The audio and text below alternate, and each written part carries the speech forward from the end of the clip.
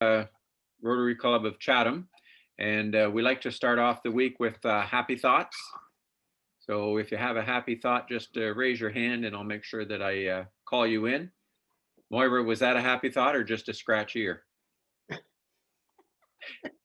And we got you on mute. Chandra, I saw your hand go up. Yeah, I don't know whether you guys are aware of it or not, and not all of you know me very well yet, but my husband and I are opening a board game cafe downtown, as well as an independent bookstore. And I'm happy to say that construction finally started today after all the COVID delays. So we're getting there finally. Chandra, did I see that that's in the other half of what we would call the Scotiabank? Yeah, it's in the other half of that building, and actually council just approved the ramp easement last night. So apologies for the dogs. Oh. Well, I'm glad you've got some progress going, and wish you all the best with that. And the name of that's going to be? Turns and Tails. Sorry, say again? Turns and Tails. Turns and Tails. All right, we wish you all the best with that, and might be someplace we can stop in and see sometime. Once you get to the opening position, we'll be glad to very soon. Yes, swing by. Any other happy thoughts out there? Peter? Well, just a quick thing. I was noticing that in our YouTube channel where we've posted all the meetings, there have been about 230 views of the various meetings over the past 8 months. So, it seems that members or other people maybe have been keeping up on, the ones who haven't been able to attend have been keeping up on our meetings. Okay. And just to that note, Barry had sent me a message. Our current AG is, or maybe our upcoming AG is Henny Booters from Ridgetown. So when I send the invitations out, I include Henny as well as Audrey Chevalier as a past district governor, just to invite as many people as we can. Come on in, listen to what we've got to say for the day. And okay, last call on happy thoughts. Tom, please. Tom Story. You're speaking of shots. I don't see Allison on here. She got her shot this morning, well before her parents. And because she is a caregiver for my almost 100-year-old aunt who made the rounds in the newspaper on Facebook when she got her shot a couple of days ago. I was thinking that Allison should be able to get her shot, and many other people that I've talked to, as well as the caregivers, have been able to start getting in there and getting them. And I've told a few people that, you're doing that, like if you're doing the caregiving, just give them a call. They'll let you know if they can get you in there. And my wife, Lynn, has been at the vaccination center for a couple of shifts, and she was doing vaccinations one day and then post-vaccination care the next time.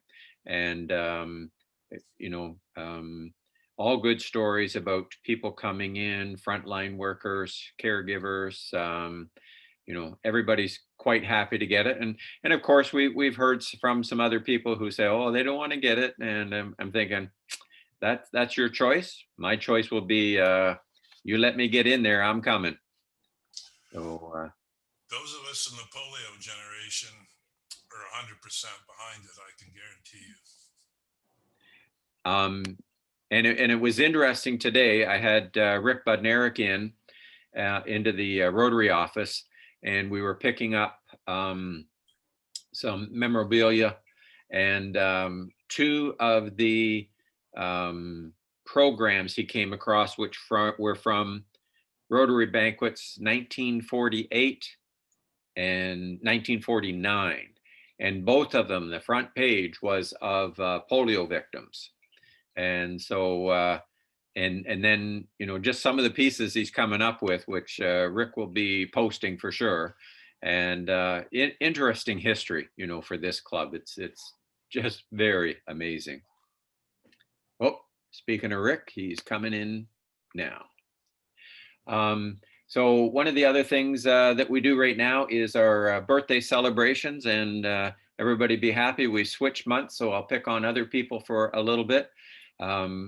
First one, whoops, just another admit here.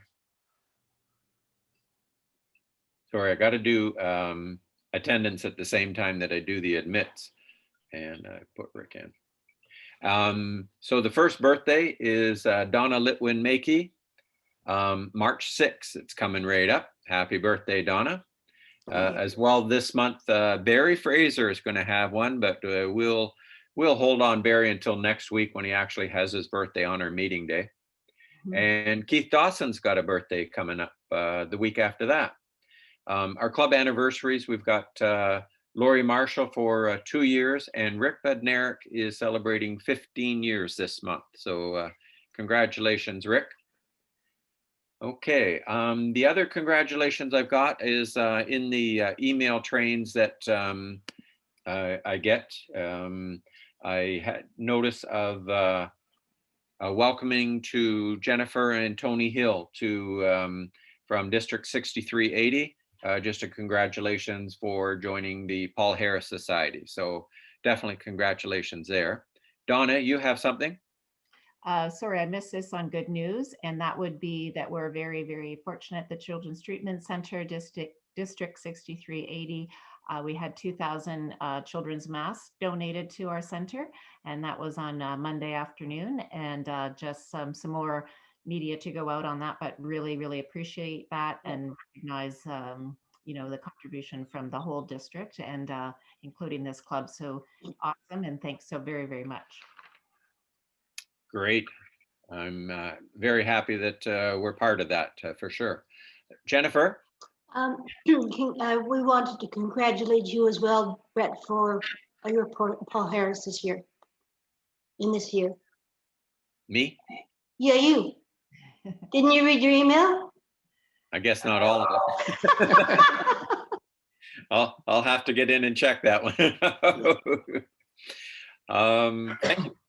The other thing, I had just a card from the Chatham-Kent Women's Center thanking us for the support of I Believe Christmas program, where we donated $340 in gift cards that they were able to take out primarily for, I think it was Shoppers, Drug Mart.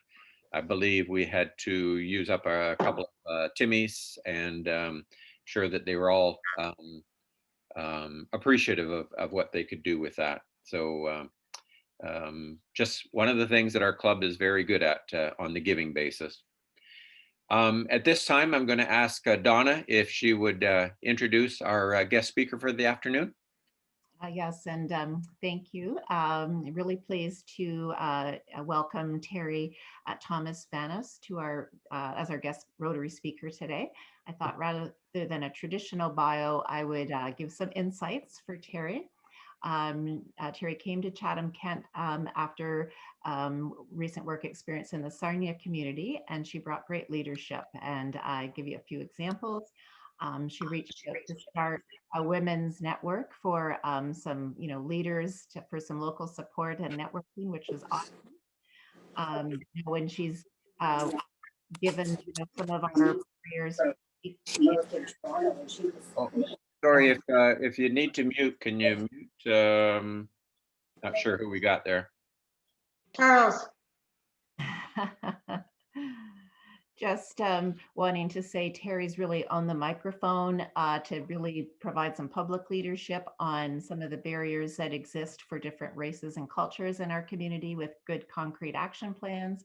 And when there's gaps in children's services, Terry's great about reaching out to partners and being innovative with problem solving. So I think we're all a richer community with Terri working in our community, and I will hand it over to her to explain more about Chatham-Kent Children's Services.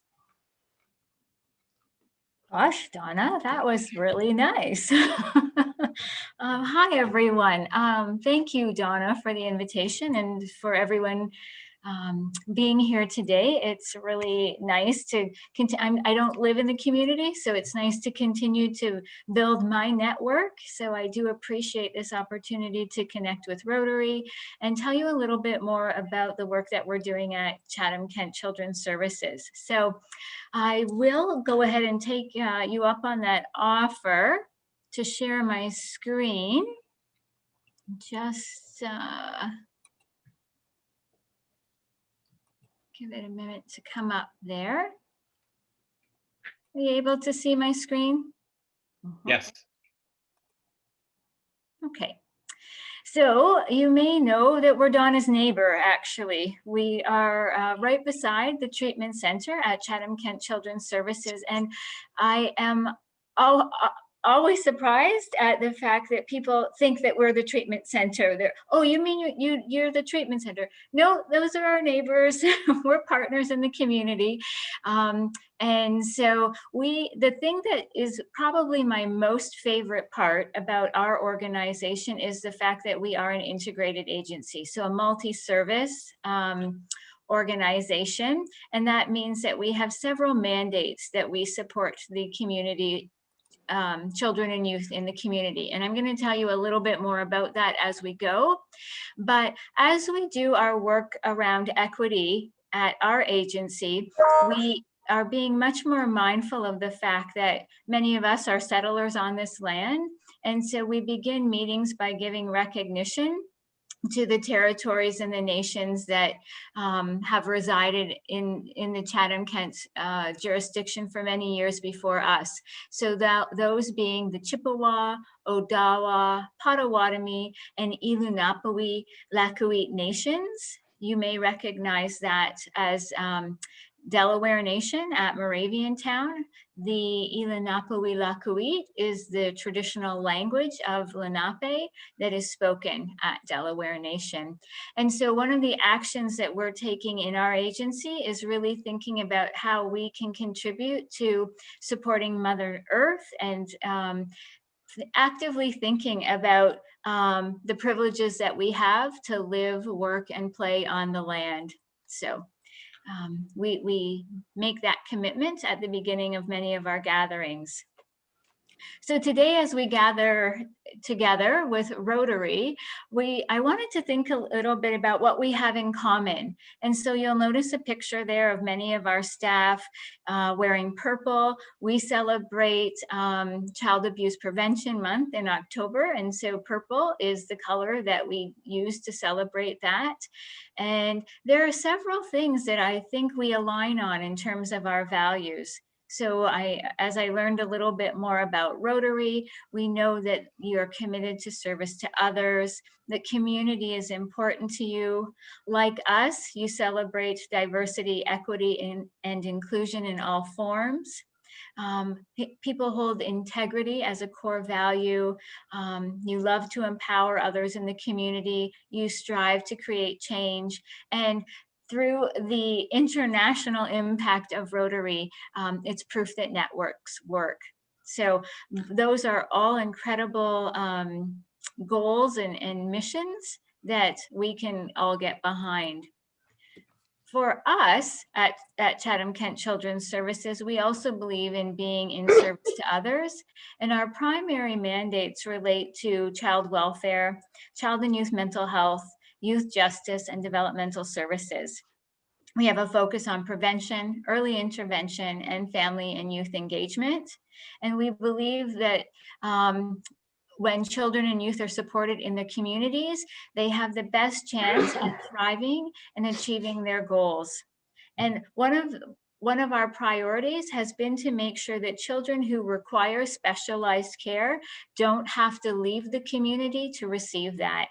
Sometimes there have been situations where, because of their complex needs, whether those are emotional or behavioral, youth would have to go to communities far away to receive residential services that took them away from their families, their culture, their peers, and really disrupted their normal developmental stage. And so we're working really hard to make sure that those youth who have had to leave can be repatriated back to our community and have their needs met locally.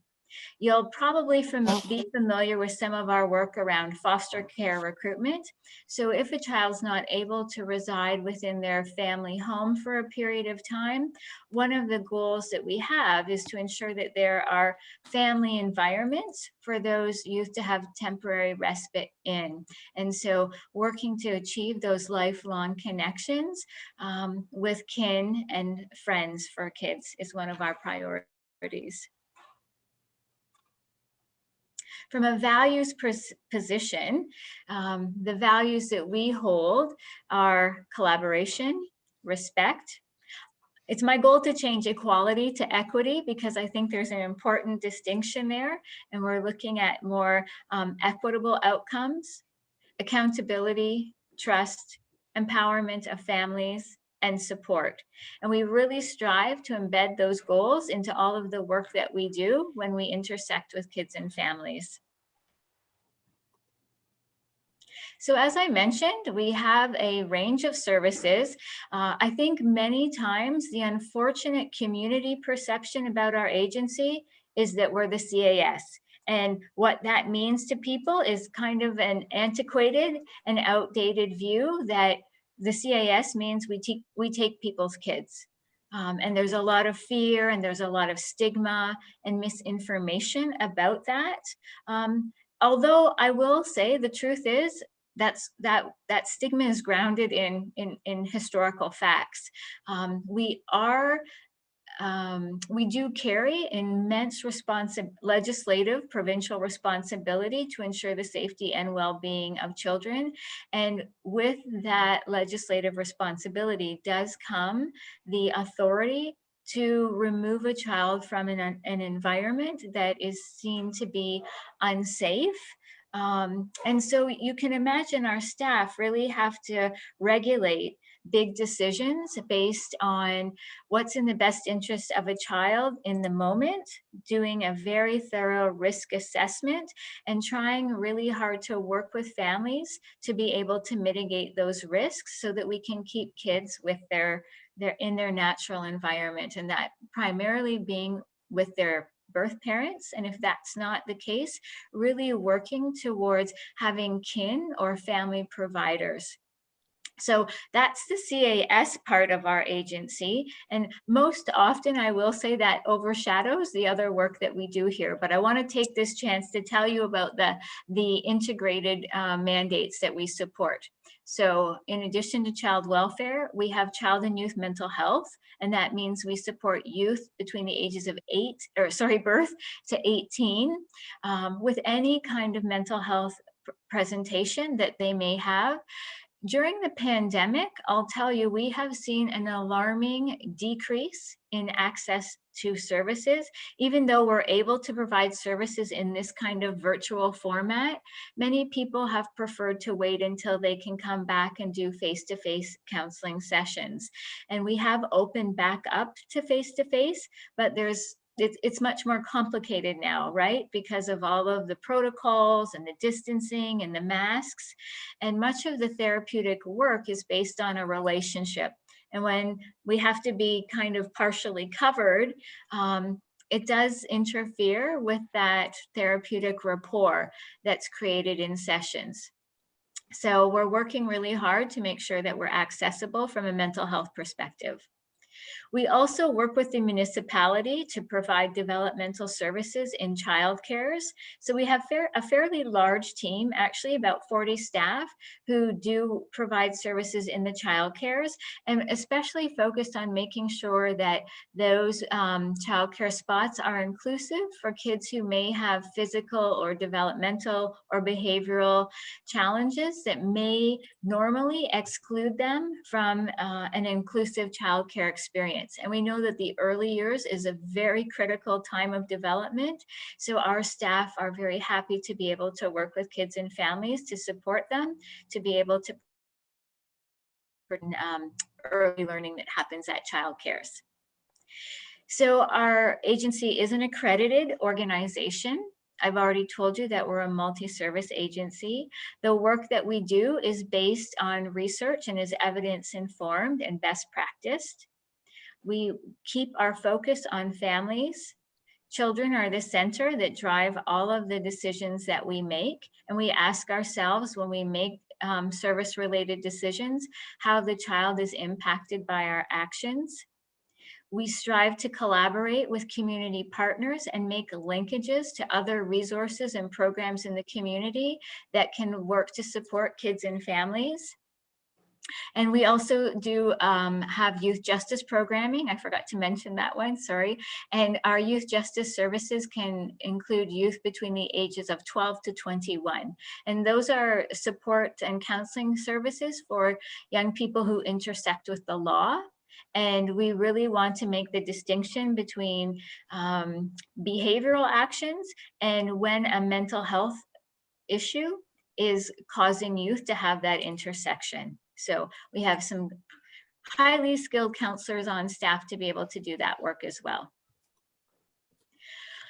One of the parts about our agency that's really exciting right now is related to child welfare redesign. And so when the Ford government was elected, they wanted to have a close look at our sector, the work that we're doing provincially, and see what's working well and what really needs to be reformed. And I'm not going to lie, there's a fair piece that needs to be reformed. And part of that work is shifting that traditional mentality or mindset around agencies being the experts around what's best for kids and families and having a much more intrusive role. And that comes back to the apprehending and taking kids into care part that I've told you we face such a huge stigma around. And so the redesign of child welfare is really built on 5 pillars: supporting child, youth, and community well-being, the quality of care, strengthening youth supports, improving stability and permanence, and system accountability and sustainability. So what that really means for us is, how do we do work with families more proactively? How do we engage in prevention and early intervention so that our services can be less intrusive and less disruptive to families? And how do we help sooner? How do we become an agency that families don't fear anymore and don't have worries about their children being taken away if they need to ask for help? And so we're working really hard at changing how we do work so that families can have more trust in reaching out to us and asking us for assistance when it's needed. So proactively being way upstream and trying to ward off those kinds of issues and crises that lead to a lot of stress in families. One of the models and the frameworks that we're using to do that is called Signs of Safety. And it is a philosophical framework that positions families as the experts about their children, their circle of care, and what they need to stay safe. So that's one of the ways. You're really breaking up. Sorry about that. Huh. It's sounding Okay. clear on my end. Brett, any comments? Carry on. Okay, hopefully you can hear me. So how we're doing that is a big sector. That's not just happening here in Chatham. This is a provincial movement. But I'm going to tell you a little bit how we're trying to change the way we do things here in Chatham. Yeah.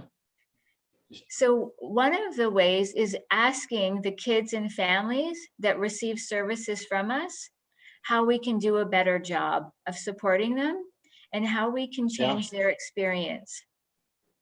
We're also focusing on their But culture. you've still got this buzzing.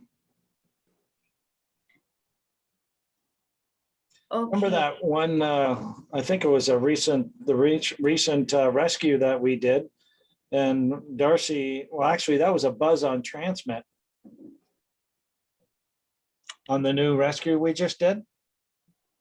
Paul Mayran, we're getting you on our side of things here. Can you mute? Sorry, Terry. That's okay. Okay, I'm just going to keep going. Talking more, again, talking and inviting and actually listening to kids and families so that their voice can help change how we do our work. Working really collaboratively with community partners around active referrals. So reaching out to people like Donna's agency, like social services, to be able to respond to things like the social determinants of health, housing, food security, transportation, barriers that would prevent families from being able to meet their own basic needs. So instead of them having to have the fear that their child may be taken into care because they're having problems accessing food, we're reaching out and engaging with community partners whose role it is to provide those services and making those community links for families so that they they're treated in a really respectful way. They have agency and control over their homes and their families without our agency having to have oversight for that. We're focusing on those factors that increase protection for children. So really encouraging things like social development, peer groups, parent education, building capacity at stages of development, like the teen years, for example. They can make, raising teens can be a really hard time in a family's life. So giving parents the resources and support they need to just acknowledge this is hard work. There's no perfect way to do it. And empowering families to reach out to peers and other resources when they're having a hard time. We also really want to look at families holistically and appreciate that we can't just look at a child as being the problem in a situation. We look at their whole circumstance and what resources and support they need to thrive and succeed. From an equity perspective, we recognize in child welfare in particular, there's been a historic overrepresentation and harm done to families from First Nation communities. And so we have, as a sector and provincially, made a commitment to do things differently when we intersect with both the First Nations and Indigenous children and families. So you'll see here a list of active commitments that we're making and we're holding ourselves accountable to and reporting back to the nations regarding ways that we're changing our intersection with Indigenous peoples. From a governance perspective, you may be interested to learn that we actively hold seats for every nation that's represented within our jurisdiction. So in Chatham-Kent, we would have Walpole Island and Ilanapu-Ilakuit Nation, where we hold seats at our board table for representatives from those communities to actively participate in our governance. On the equity front, we are actually pretty jacked about the work that we're doing to promote diversity, equity, and inclusion within our organization. And it's important to us that the children and families that we serve see themselves represented in our staff.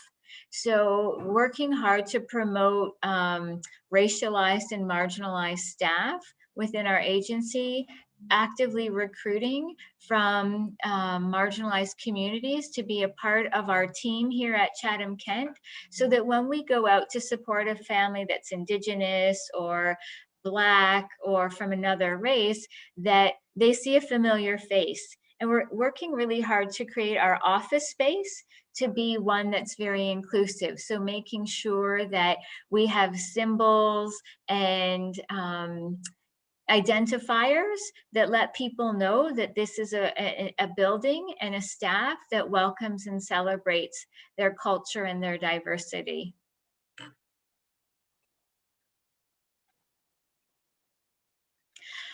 I mentioned to you earlier, one of the things that we're doing from a framework perspective and about how we treat people differently. And that's the signs of safety that I referenced. It's a philosophical framework that we've embedded into our practice. And it's really simple. It's just acknowledging that everyone wants to be treated with respect and have their story heard. And so instead of making assumptions or judgments about a family that comes to us for help, we really have paused and put on the brakes to stop and listen to their entire story, hopefully being able to be done in partnership with families as opposed to doing things for families and telling families what they have to do to be well or to keep their children safe and healthy. We want to be doing that in close collaboration and recognizing that parents and extended family members are truly the best resources and protective factors to create a safety net around a child so that child can grow up and thrive in their natural environment. We know how critical those biological relationships are, and we want to work really hard to sustain them. Within our agency, we're working hard at our organizational culture as well, and that's a work in progress. One of our goals is to be an employer of choice so that we retain really qualified, enthusiastic, and passionate staff to do the work that needs to be done to support kids and families. We want to be an equitable employer, and we want to make our workplace a place where people feel a sense of pride when they talk about working at Chatham-Kent Children's Services. We want our staff to be highly skilled so that they have training and expertise to do their work well. And we want to be a place where people can come and have fun. And I have to say, the pandemic has certainly taken a toll on our staff wellness. We are fortunate in that we were able to convert to virtual services fairly quickly and easily within the pandemic, but our staff, just based on the nature of the work that we do, are social beings. Much like Rotary, you thrive on connections and relationship. And this time of working remotely has taken a toll on our staff. We don't have the same kind of interaction with one another. So that's been a bit of a strain. And we recognize that this time of the pandemic has been really difficult for families in particular, and particularly for those who are already marginalized. We know issues of poverty, homelessness, mental health and addictions, and food security are primary barriers that families are really struggling with. And so we are working hard to meet those needs and to work with community partners to be able to make sure that kids and families have what they need. So I have given you a ton of information, and I would invite you, if you do, I'm happy to take any questions you have now, but in the future, if something comes to mind and you'd like to reach out, I would really welcome you to reach out either to myself or any of our staff. We love raising awareness. If you happen to be on Twitter, Facebook, or Instagram, please like us and follow us for updates around the programs and services that we're offering. And yeah, I'll just leave it there. And if you have questions, please do ask. Okay. Terry, if I can, sorry, I'm just trying to write down that email address, so I've got it.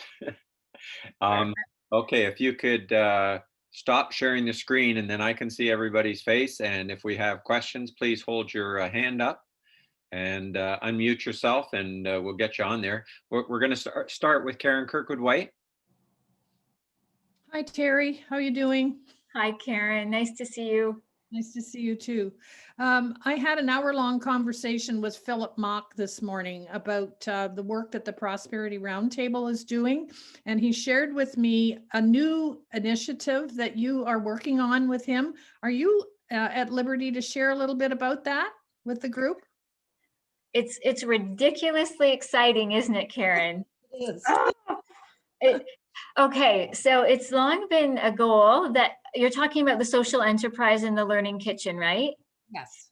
So we're working with our partners at the municipality, at the Prosperity Roundtable, and youth who are really driving a lot of this work. It's an education to employment model where we want to promote both increased educational outcomes for youth, and that not just stopping there, but actually transitioning young people into meaningful employment that of their choice. And so to that end, we're focusing our efforts on creating a food-based industry. Here at Chatham-Kent Children's Services, we're developing a learning kitchen. We've recruited a chef who's going to be working with youth around a social enterprise in food services. So we are going to be giving youth between the ages of 16 to 21 some educational support, some life skills support, some hope and encouragement, because sometimes youth just get really disillusioned and growing up is hard and life is hard. And we're wanting to wrap around those youth, hook into their passions and goals for where they see themselves in their future, and being able to link them to whether that's post-secondary education, the trades, or our internal part around culinary services, and having them do some on-site learning with a chef to be able to run a social enterprise based on the food industry. So perhaps a cafe, or creating a line of products, food-related products that are for sale, having contracts with places that need to have food delivered. So perhaps the shelters or childcares may be future customers of youth that are working in the social enterprise. It's ridiculously exciting, and it's very empowering, and it's truly being informed by young people about what they need it to look like, as opposed to us adult folks telling them this is what you need to do. And we're really believing that that kind of engagement will gain far better outcomes.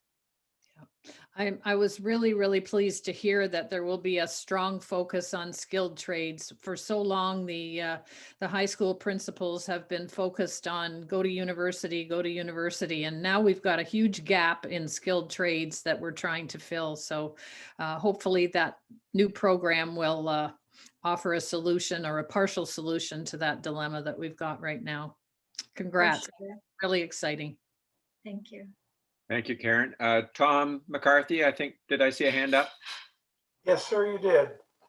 A couple of things. First of all, I'm not sure whether Terry is aware that Rotary, in its early days, that led to the creation of Access Open Minds, had its regular meetings in your facility, and that we, in fact, continue in the Access Open Minds to have a representative on our steering committee, advisory committee, and that there is a background that brought Rotary very close to understanding some of your priorities, as they were before the many changes you've shared with us today. But what I was wondering was, do you retain any relationship with the Access Open Minds programs? Absolutely, we do, Tom. In fact, we've just increased our partnership with Access Open Minds. They've expanded their service mandate to include a younger demographic of youth, and they have they're purchasing some services from us for some of our social work, because our staff are experts really in child and youth mental health, and so they have procured services from our staff to be able to help support the younger demographic that they're opening their doors up to at Access Open Minds. Those are those community connections that we value so much. So we do have staff on site there, and we are doing some joint family and youth engagement with Access Open Minds. We don't want to duplicate things, and we don't want to burn out the folks who are doing the work voluntarily often. So we do try to share those resources as well. Thank you. Thanks, Terry. Barry? Terry, on my screen, I see you and Donna side by side, and you already referenced your buildings side by side. Please comment more on how you complement each other's professional expertise. Well, Donna, I'll have a start, and maybe Donna can fill in what I miss. I will say one of the areas that Donna has really included and opened up conversations with our agency has been related to the work of supporting families of children who have autism. And so Donna's agency would do a lot. Yeah, things have changed recently in terms of autism services provincially. And so Donna would be one area of service provision. And she's certainly done a lovely job of making sure that our efforts are aligned and not, we're not duplicating things, but we're working really hard to support both staff capacity as well as service delivery to families who have a child with autism. I think just in terms of just being a colleague and a peer, I have to say personally, Donna's extended a warm welcome to me when I started working in the community and kind of showed me the ropes and made some introductions, much like this one today. And just by physical proximity, we have staff who would sit on shared committees because there are families that would receive services from both of our organizations.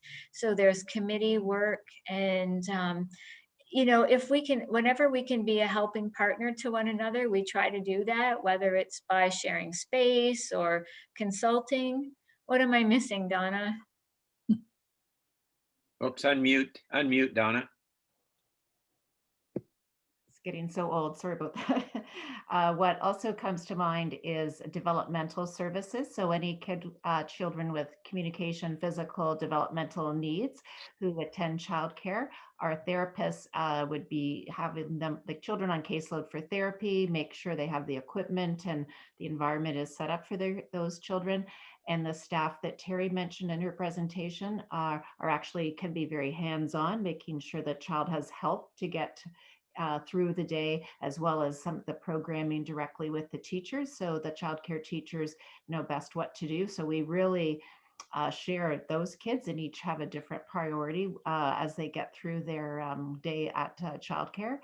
And as Terri mentioned, kids on our caseload who have mental health needs, Terri's agency has been helping us recently with some ability to do more training so that we can bring some of the tools and techniques that are used for kids CNET kicks to apply for our children who have the that additional layer with their development, autism, cerebral palsy, etc. So it's to combine our expertise to best serve those kids. So we also get to share a little sidewalk. We've shared garbage totes. I think Terri's agency has still been doing our name tags. So we lean on them a little bit. And yeah, just really good partners, neighbors. Mm-hmm. Great. Any other questions? Okay, Karen. Yeah, just a quick question, Terri. I know that as a Rotarian, I've mentioned this to our group a couple of times, but you are participating on the Thursday morning calls. And I wonder from your perspective, rather than me rattling off, if you could just provide a bit of a perspective on the benefits of getting together with your partners on Thursdays. It's a point of pride, I'm sure, for the whole community. The United Way situation tables sprung to life quite early in the pandemic as a community-based response to make sure that service providers and consumer voice were at the table to inform what we needed as Chatham Kent community to keep both physical and mental health wellness, as well as the financial wellness of businesses and agencies running throughout the period of the pandemic. It has been a very proactive, solution-focused environment where there's an open invitation for people to be included that can better inform responses based on very targeted demographics. So for example, myself and Donna would sit on the youth table, but many of my colleagues also participate on different themed tables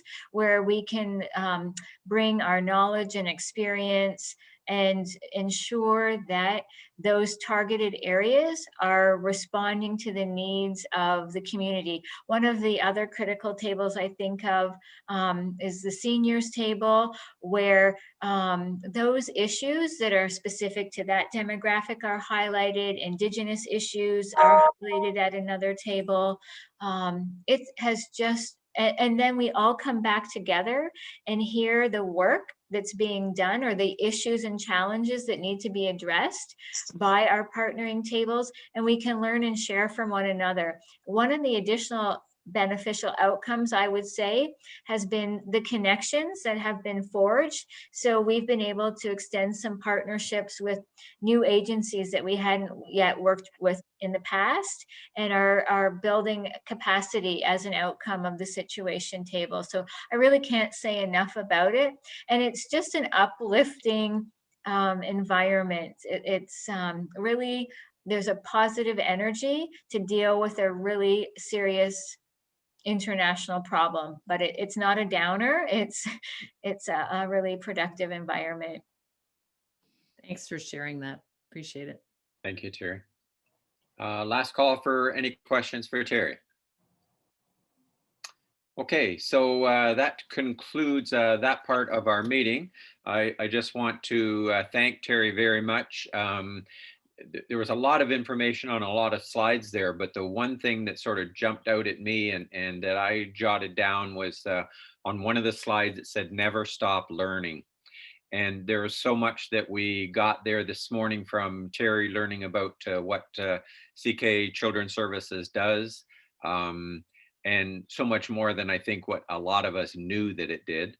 You know, it's been one of those buildings that unfortunately for me, I pass by when I'm making a stop at the Children's Treatment Center to pick up something from Donna. So I'm very glad to hear what is taking place there, and hopefully meeting the needs of a lot of children in Chatham-Kent area. So thank you very much for joining us, Terri, and sharing that. Now, a couple of notes. Next week, we're going to have a gentleman called Doug Talami. He's from Nature's Best Hope. Moira and Bob Kerr are bringing this to us. Also coming up in April. So April 22 will be Earth Day. And as Rotary is focusing on the environment, quite likely on April 24, we are trying to set something up where we join with Chatham Sunrise and do some sort of a cleanup of something to do with the Lake Erie watershed. So quite possibly a cleanup along a riverbank or something along that line is what we're working towards. That will be done probably on the Saturday, April 24. The district is pushing for a cleanup of any sort of waterway leading into the Lake Erie watershed. The other thing coming up, May 3 to 9 will be Mental Health Week in Canada. And with the focus of Rotary on mental health, we've been having some meetings with the CMHA people, and looking to put a strong push on to support, they call it Ride, Don't Hide. It's similar to what Ann Arbor Rotary Club is doing with the E-Race, the Stigma. This is with regard to mental health. And of course, a lot of us, we're not big riders as Les Herman might be, but we can walk, or we can jog, or we can do anything. So keep in mind, whatever that event will be, probably in early June is what we're leaning towards at the moment, but we'll be trying to reach out and support CMHA and mental health for all, really, at that point. So that concludes our meeting for the day. Is there anything else anybody needs to add? And if not, I'll ask Julia if you could play us out, please.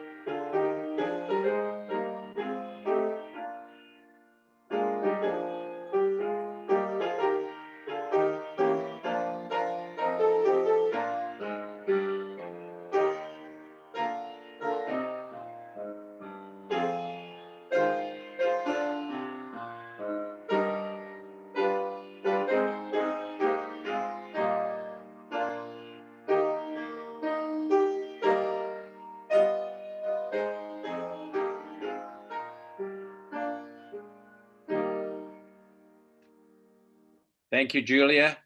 Thank you, Terry. Thanks, Andy, for the view. Everybody be safe.